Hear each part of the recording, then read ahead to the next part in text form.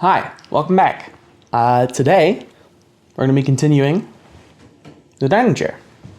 Now the next thing we're going to do is we're going to build these front legs, which I actually have a prototype right here.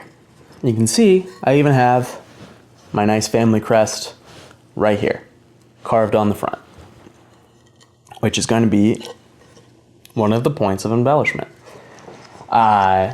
We just wanted to add our own personal flair, and I mean, why not when I can carve anything? The main points are going to be very similar to the last video. Instead of swerve cutting, we're going to be 3D carving this. Everything else stays the same, but this time, on both of the carvings that do this deep taper, we're going to add carving. And so on the other ends, the ends that are, this shallow little back foot, we're adding both tenons. Now these are actually mirrored. So unlike the back legs, these front legs are universal. This can be a front left or a front right. It doesn't matter. So that's not a concern with this. Let's get cutting. Okay. Now, unlike the first leg where we needed to do some relief cuts, this time we really don't need to do anything. We can cut to square and then do all of the carving we need.